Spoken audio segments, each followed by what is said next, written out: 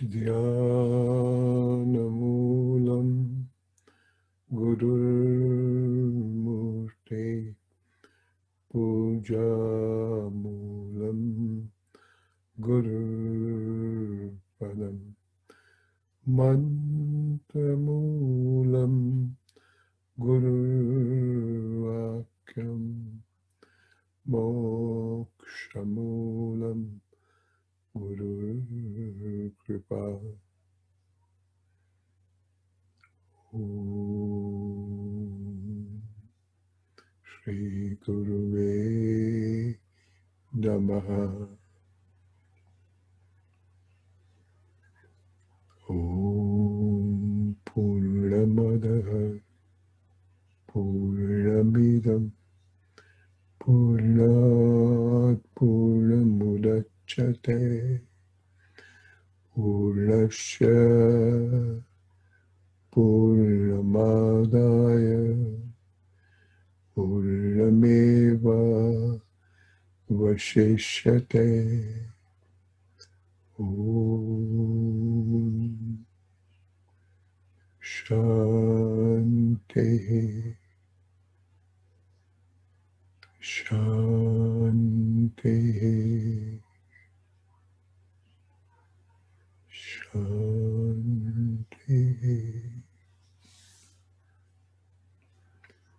Hari Om Tat Sat.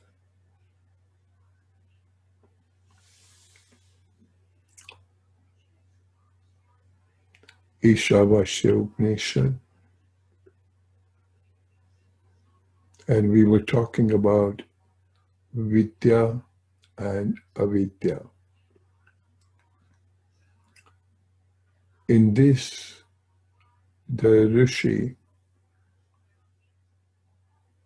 is talking about awareness of the self as Vidya and awareness of anything other than the self is Avidya. Do not just think that Ved, Bhagavad Gita, Brahma Vidya, they are Vidya. At the same time, they are not Avidya also. They are the tools leading to Vidya. That is some kind of guidance. And it guides us to follow the different steps of dharana leading to dhyana. And the revelation will take place.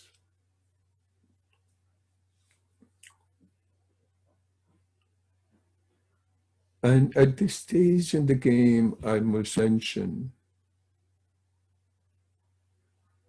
that there is no written document anywhere as to what is Vidya. And as soon as the document is written, that becomes a third person. And as a result, it cannot be Vidya. Vidya is just a matter of experience.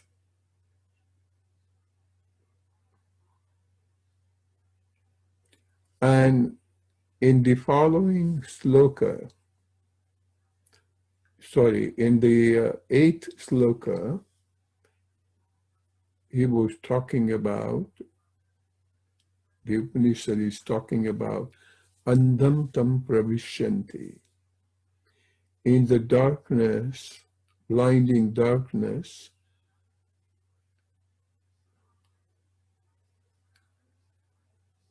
avidya is entering, so to say, it experiencing. So what is it we did mention about and we did study, but just a few more words on it. Because if we analyze our life, everybody's life now, and I would include pretty much all, If we analyze our life,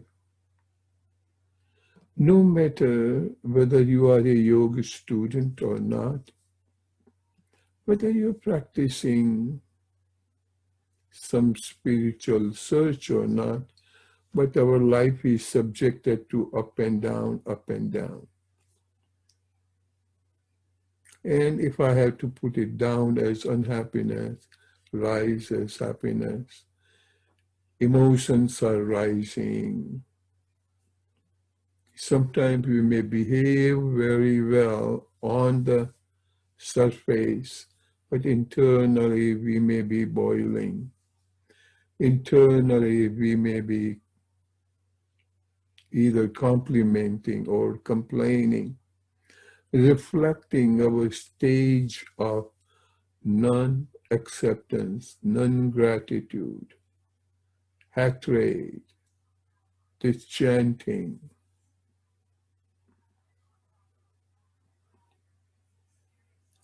So understand all this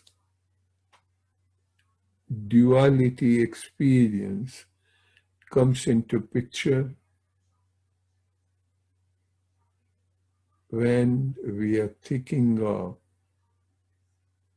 happiness and we think it is someplace else, whereby we keep on attempting, we keep on doing certain things. We are attempting to do certain kriyas, certain activities, certain yogic posture, certain yogic pranayam technique, dharana, dhyan, reading scripture, because we are finding somewhere.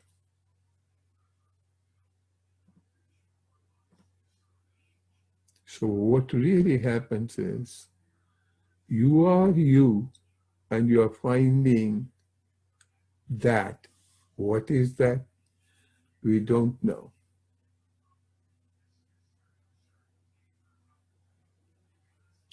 So understanding this, and we have to help ourselves in truly examining what are you searching. And long ago, as it was mentioned to us, that the entire world question can be summarized into two questions. Koham kuto jagat, who am I? And what is jagat, meaning the world around us, if we at this stage translate jagat as the world that we perceive, the world that we live in, the world that we create in our mind, jagat. Kuto jagat, where is it? What is it? But more and more you find these two questions. Deeper and deeper you dissolve, and you reach to a state of nothingness. At that time, what really happens is the questioner dissolves. When the questioner is dissolving, what remains, which is already omnipresent? Let me repeat what I said, very important statement. More and more we meditate, or meditation happens, more and more we do dharana.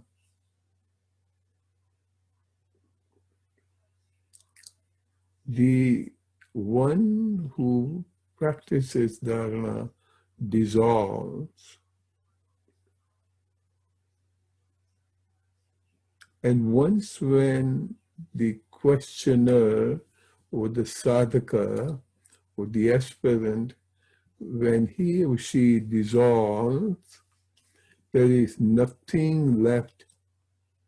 And at that stage, what remains is which is already eternal and which is present forever, present everywhere and forever. And that is Isha. You see the first four words, Ishavasya Idam Sarvam. In all, Isha pervades. That is also not right, because otherwise you will think Idam Sarvam, in all. So in all is one thing and Isha is another. So even the space is something, understand that.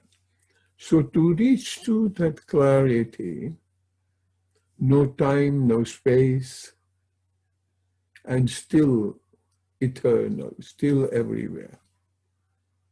And that experience is so profound. This is what the Shastra says. And we all may have experienced some point in time, but we equate that to some kind of happiness. And what I meant by some kind of happiness, if I truly enjoy a nicely brewed coffee, that's my pleasant experience. But that experience is based on nicely brewed that coffee. And that coffee is not everywhere. So it cannot be idam sarvam, yet Ishavasya idam sarvam. So again, but the entire Ishavasya Upanishad is giving us the hint, and that hint upon which we have to go and walk and keep on walking until we dissolve.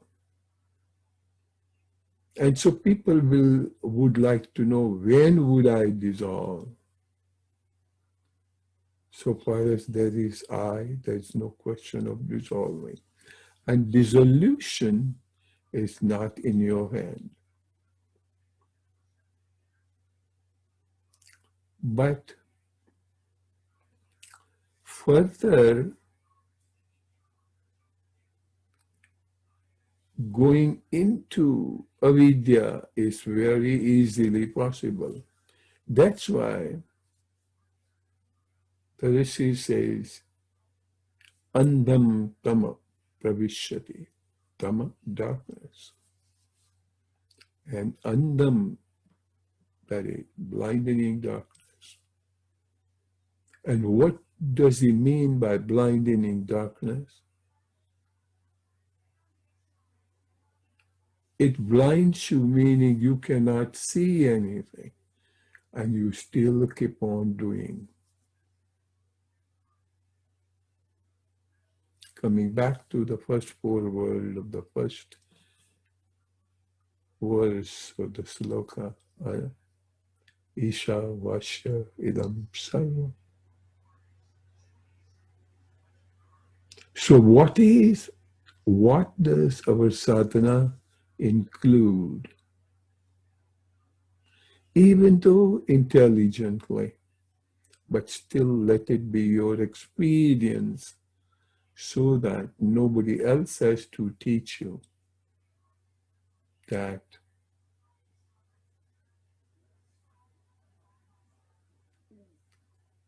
ice is cold and steam is hot. Moon is cold and sun is hot. That is our experience. And as you keep on wandering in the nature,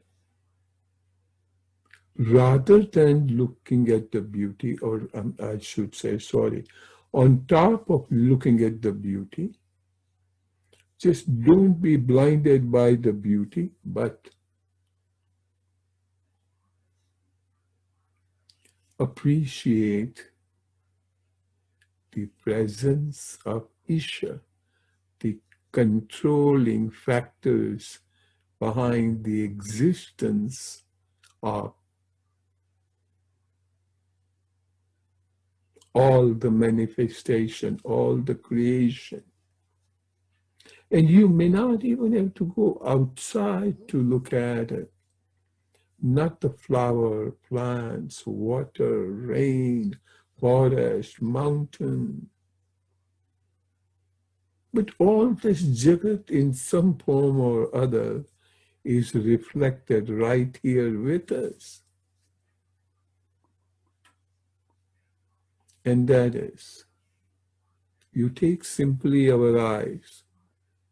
Do you think that once we have our eyes, you could see? Of course, if you don't have eyes, you're not going to see it. And no, still you can. How do blind people see it? But something, again, I'm saying something because of the lack of words, but still you will understand what I meant. Something that controls, that powers everything is Isha, which is all pervading.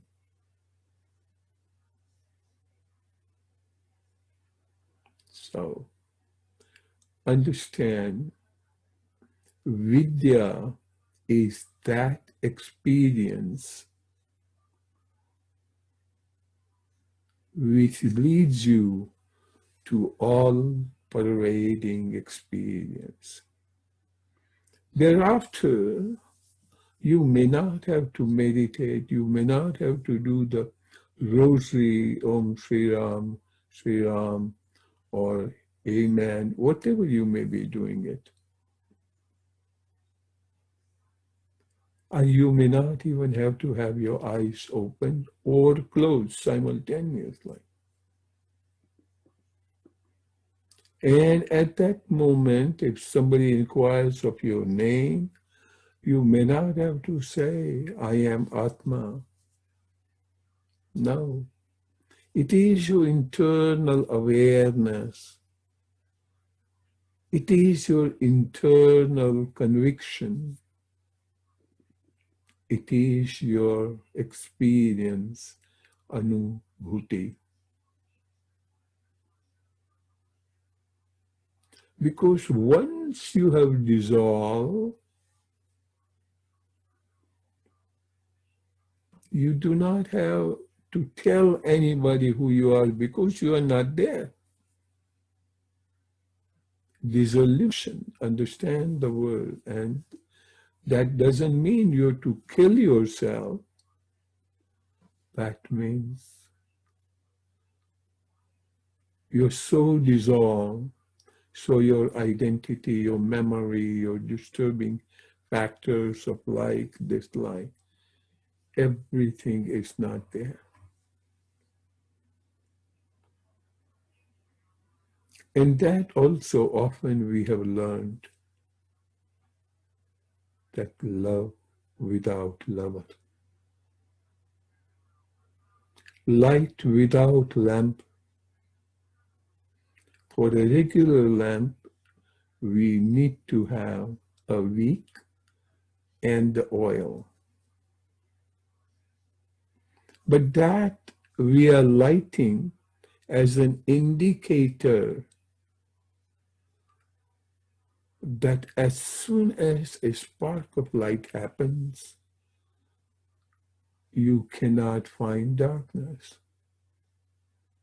As soon as anubhuti happens, as soon as dissolution happens, then what remains is what is already present, ever present. So again, do not look for that which is present, Because when you start looking for that which is present, that becomes an object. This is not object. And as soon as you treat it as an object, then it is something tangible. You can hold it in your hand. And at that stage, it is an object. It is other than you. These are some guidelines. These are the obstacles on the way.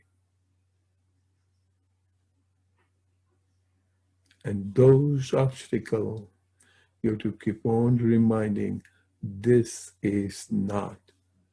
Na eti, na iti, neti.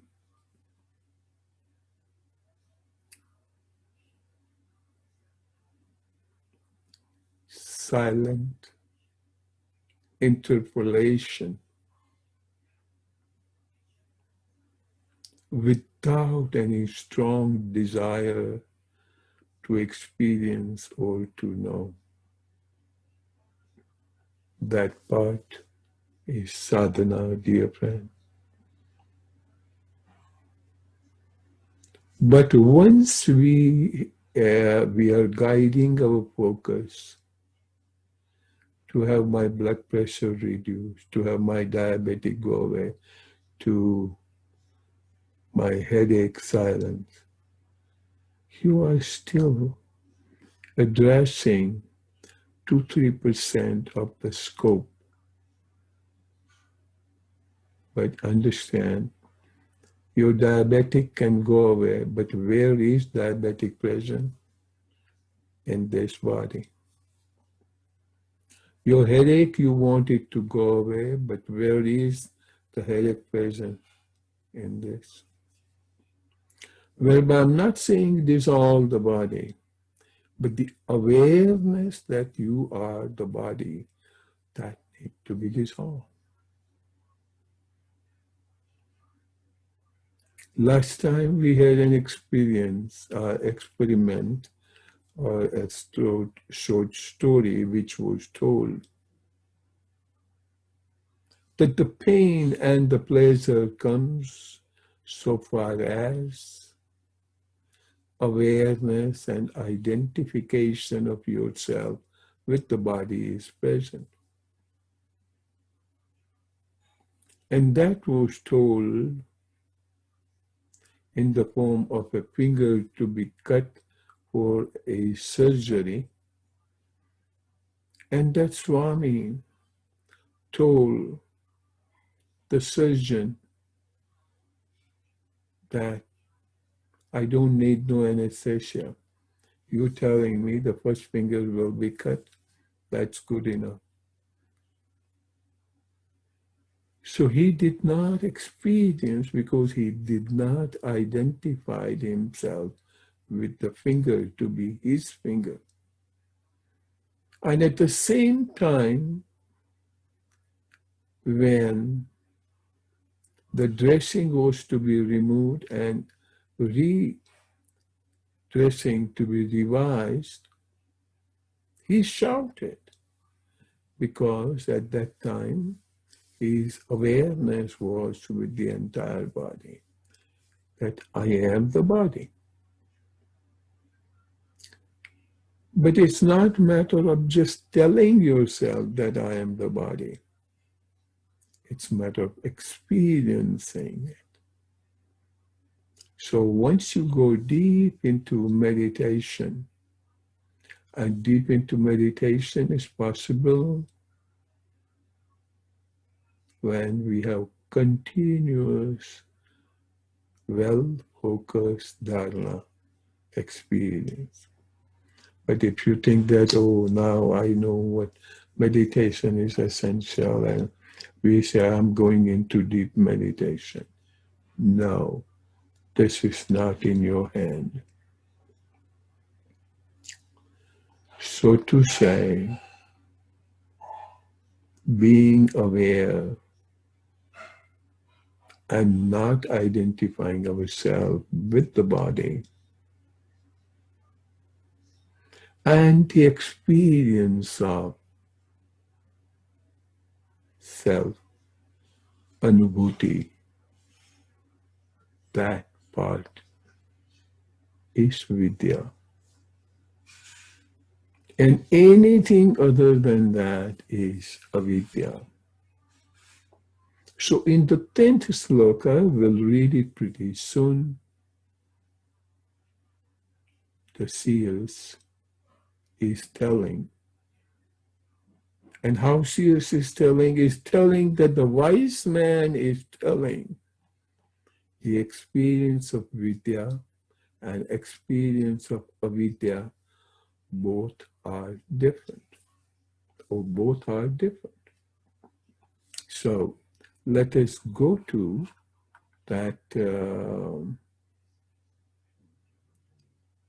sloka.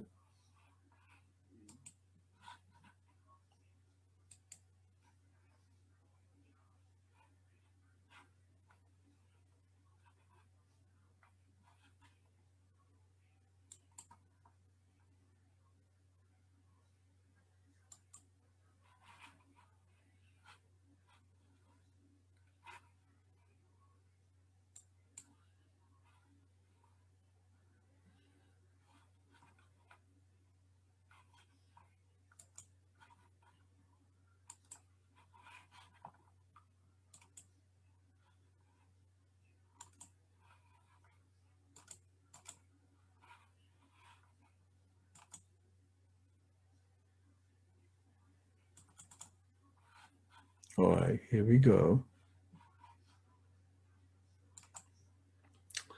Anyat eva ahu vidyaya, anyat ahu avidyaya. Iti sushrum dhiranam ye naha tat vichakchaksire. Let's just understand the translation, and I will play in a minute. We have heard from the wise one, always understand that no guru will say that he is a wise man and their experience. They will never say, I have experience, I have heard. So that is the time the guru is pretty much identifying with the shishya or the student or the aspirant, like he is also one of them. Because remember, the prayer begins, Sahana Vavatu, may we live together. May we be equally searchers or the seekers. So we have heard from the wise ones who explained to us that thus, definitely through vidya, it is different, and through avidya, it is different. So it is explained. Experiences are different. With avidya, identity with the body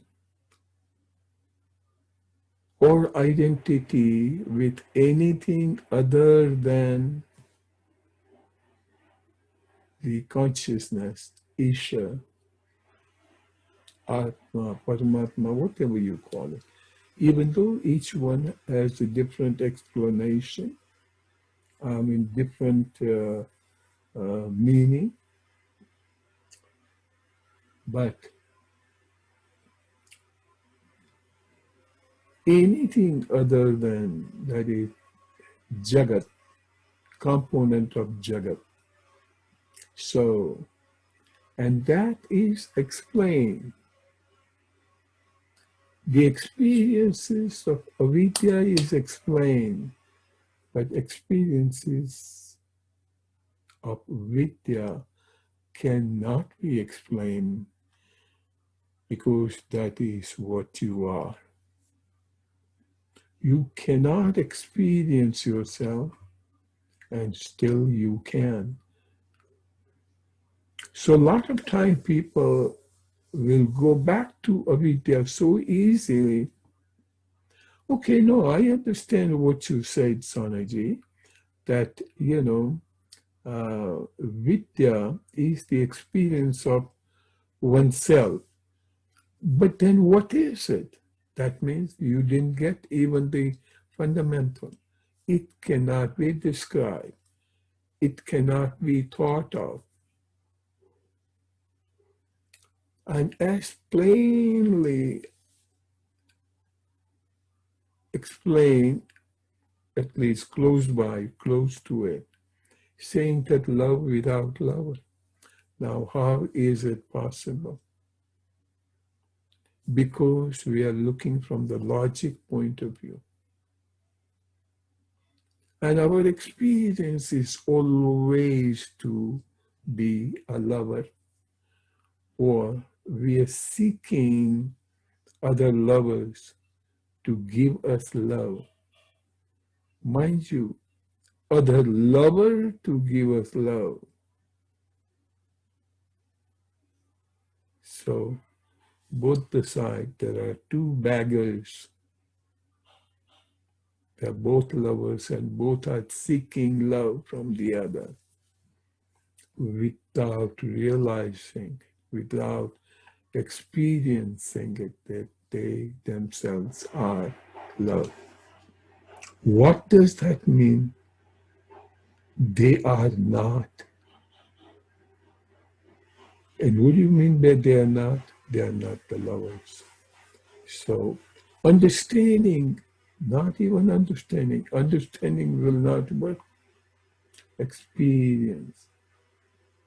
That's why the experiencer will never say that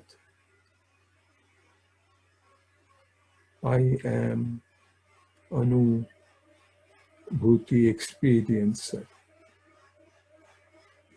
All you will see is just the glow of peace, love, compassion, and ananda. And once when you see this, and he will not utter a word, he will not even say that he knows it, he will also say he does not know it. He would rather most of the time will say, I don't know it. Because otherwise, object experiencer person like me will be bothering them, teachers how to do it. It is not a matter of teaching, and still it is to the degree that you bring the horse to a river, and thereafter the horse to put his mouth into the water and to drink is left to the universe. And here that example also I will give you if the time permit today, if not tomorrow, or if not the following Thursday. And that is that experience. The horse to bend down the neck and the water to be sucked. These elements, these events depend upon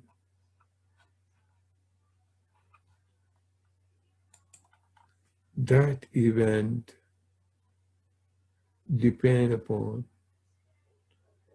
your load of karmas, your load of evolution, your load of how you have approached the water. Then that situation can happen. It is not in your hand. So let us just hear the sloka and we proceed further.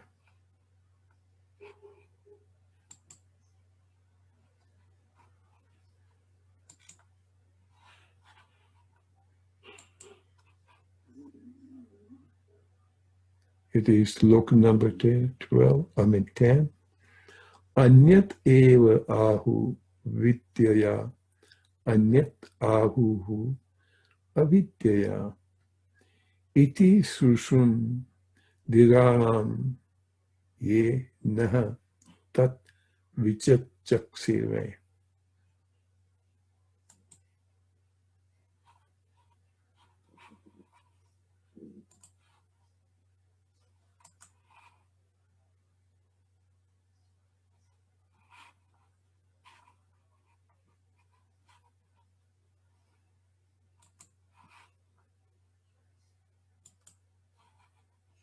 Now, kindly hear.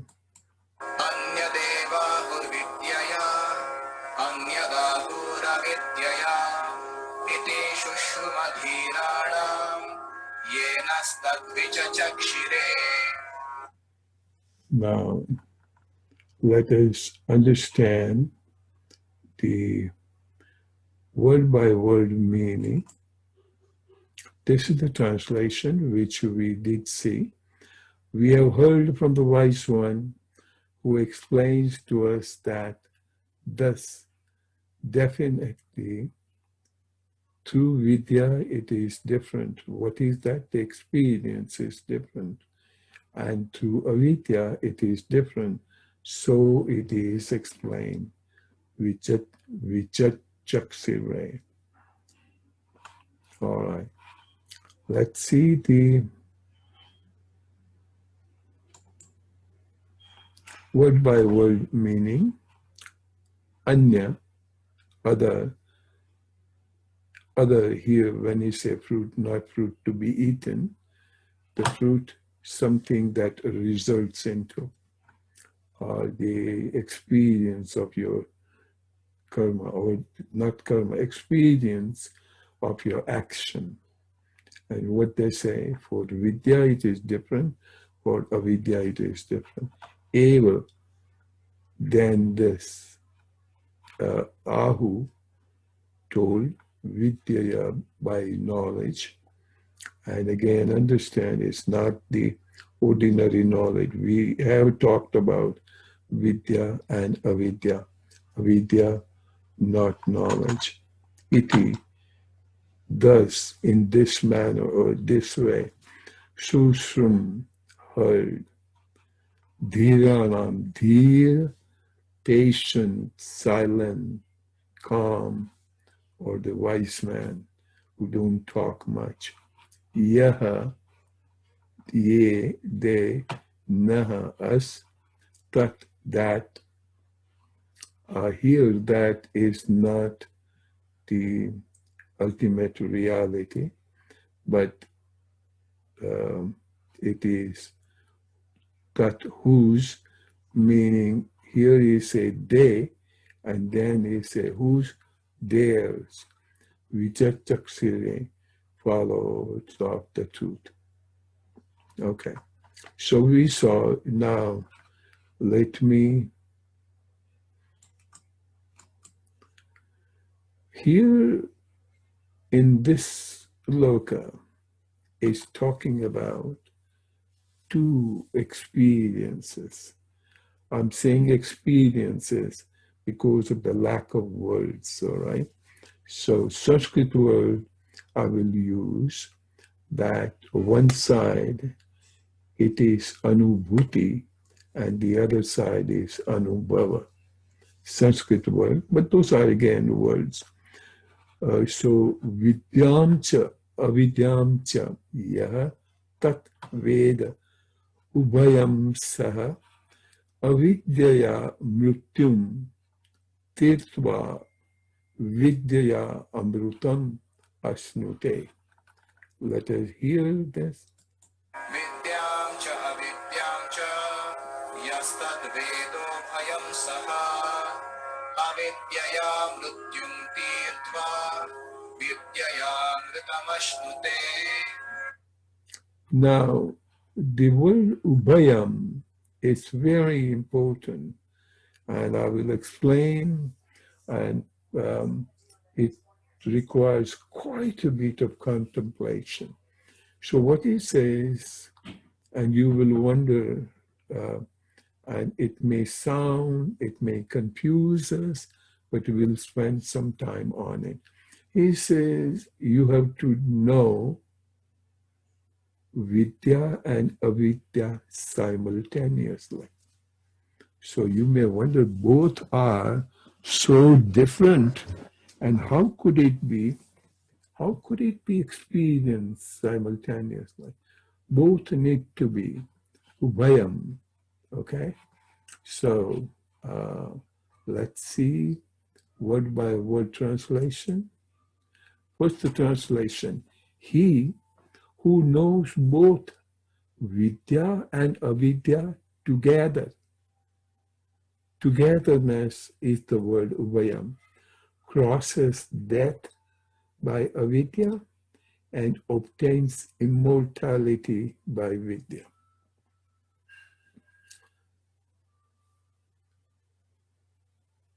This is so simple but so confusing. If you just look at the translation, then we will not understand. But just contemplate a little bit and let Isha guide us, which is when you have avidya, that means you are aware of the body.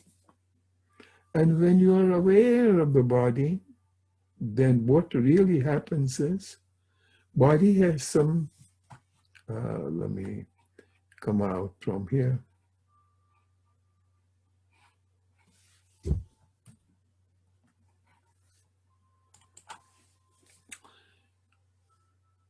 So far as we have avidya and we identify with our body, at that time what will happen? Body has certain time span, X amount number of years, and we're gonna die. We're going to change this apparent. And what do you mean by we have to change this apparent? The spirit will remain the same, but the body changes. But at the same time, if you have the experience of bodilessness, I think most of us have heard that word, bodilessness. When we have the experience of bodilessness, at that time, you're still alive. But then if you ask who is alive, it's not the body, but you are alive. That experience of bodilessness and being alive, anubhuti.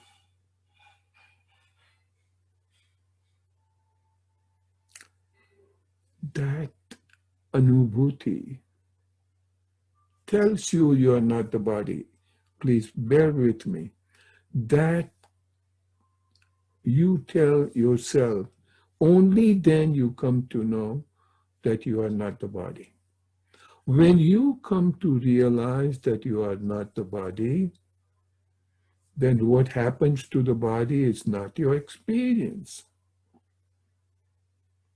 When that sannyasi had his finger cut and the surgery done, his awareness was that this is not his body. So the pain which was happening, the cut which is made on the finger was on his body and not on him. Understand my wording. The cut was made on the body, and his body he's treating as a third person, not just intellectual understanding, mind you. So at that time, the pain and the pleasure, at this state, definitely pain, the experience was experienced by the body and not by him. When that thing again, I'm saying, that experience happens, this experience is beyond the perception experiences of the body. So the body dies, but the true experiencer, even if I may call it so, is eternal. That means what? With the vidya,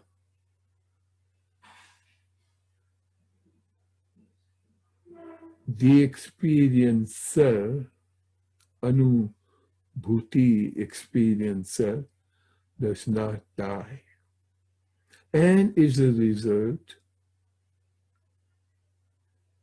the experience of immortality, mortal, something that can decay and die, immortal, living forever, sanatana.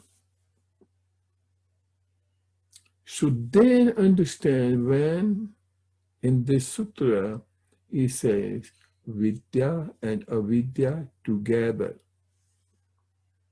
So even though it is so, appear to be so full of contradiction, but that contradiction is there provided you are applying your common logic. Everyday's logic does not work. So in that light, many times I talk about that the Eastern logic and the Western logic. But I'm not separating India from the rest of the world. I'm not separating Bharat from the rest of the world. But those who experience, to them, that experience of logic is not day-to-day logic. Day-to-day logic will appear it to be contradicting with each other.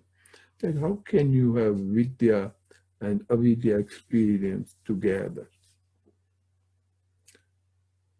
So understanding that word ubhaya in Sanskrit, it's so important. So now you know that in the previous sutra, sutra number 10, when he's talking about that experience of vidya is different from experience of avidya. That is what the wise people said.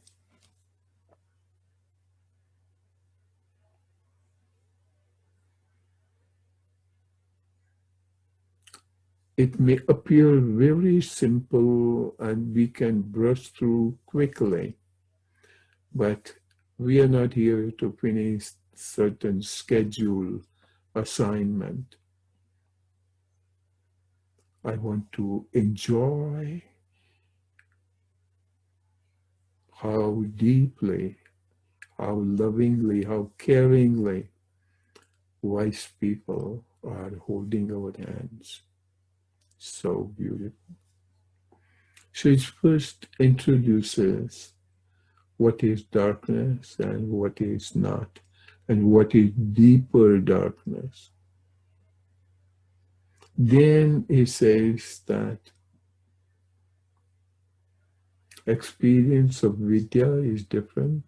Experience of, no, they are different. That's what the wise man said.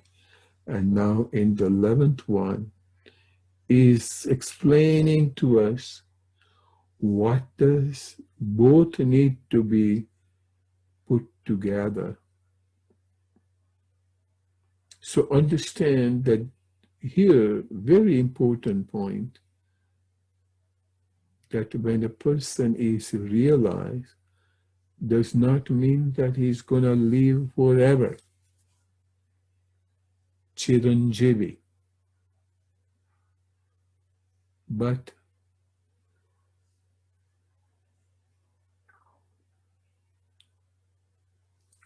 living forever meaning, even though the experience happens, but that experience is experienced by the body, and when he is the witness watching everything from above, he treats it as if it is not his body. So take the example when doctor is cutting the finger, is doctor experiences pain? No. Why? Because it is patient's body.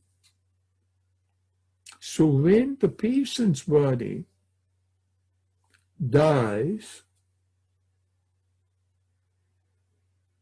does doctor experience pain?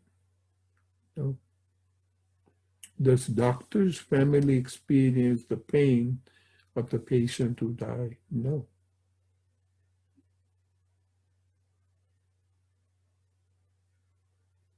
But when he is aware of the body, the finger, at the time of dressing, he feels pain because at that time he was identifying his finger to be his. So when the finger is cut and he is not identified, at that stage his experience is of immortality because he is separate from the body. Understand the 2 points. And if you could do both simultaneously, if you could do it together, and what now understand the word together. The body is cut, that experience is already there, but that the experience of the body and by the body. Now, get this point. It is the experience of by the body and of the body.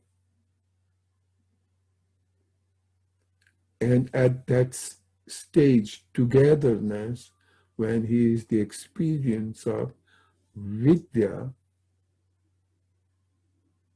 he does not feel body getting old. He is experiencing the experience of immortality, because body is mortal. The body which experiences this cut body does feel pain, but he is not feeling it.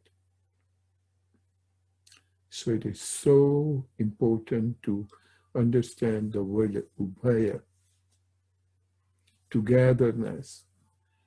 And we may wonder what the heck he is talking about. How could the darkness and the light both can be together? How could day and night to be together? Because we are examining from day-to-day logic point of view. This is not a matter of logic. And on the surface, it may look stupid. And if you will first time talk to somebody, they may think, Mukesh has really gone crazy.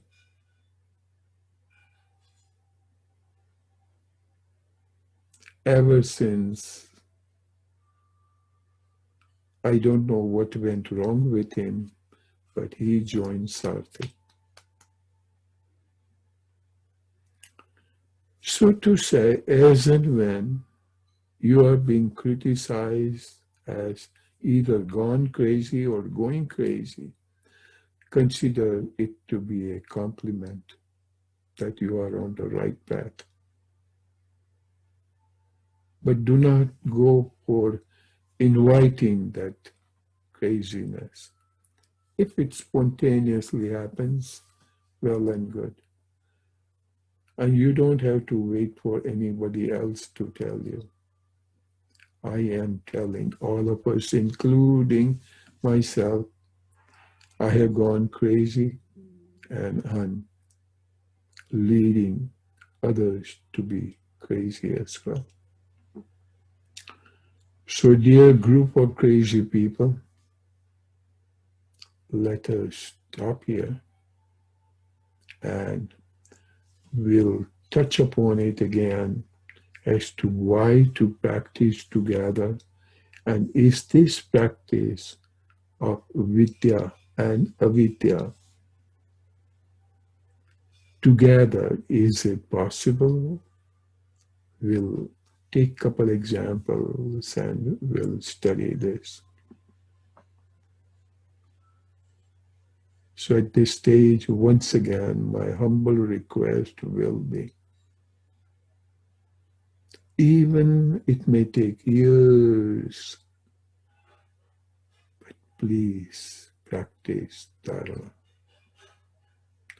Please practice as much silence as possible. And as one professor was mentioning, that when you practice dharma, take two balls of marble. One has black balls, the other one has white marbles, and the third one is empty.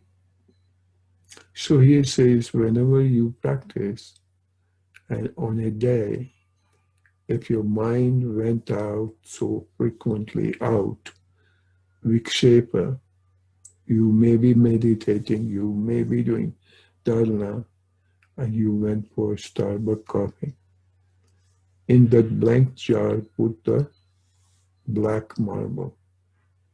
And the day, even for a minute, your mind, the day went without disturbance, put the white marble in it. And that experience of white marble and black marble, initially, there will be more number of black marbles, a very few to none white marbles, but as the time will go by, you will see white number of marbles growing. So all I can request is continue with faith, appreciate divinity, and divinity's love is always for you and always will be. Hari Om. Let us have our eyes closed and we do Shanti Path.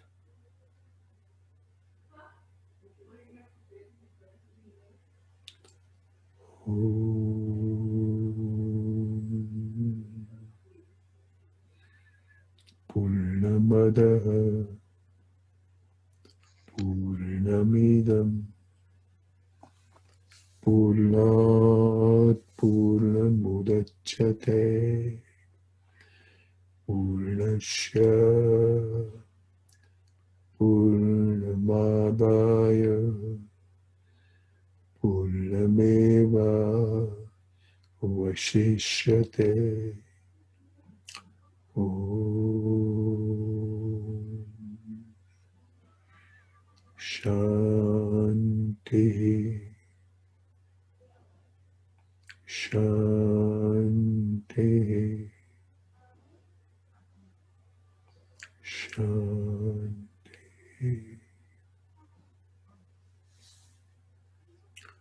Hari Om. That's it.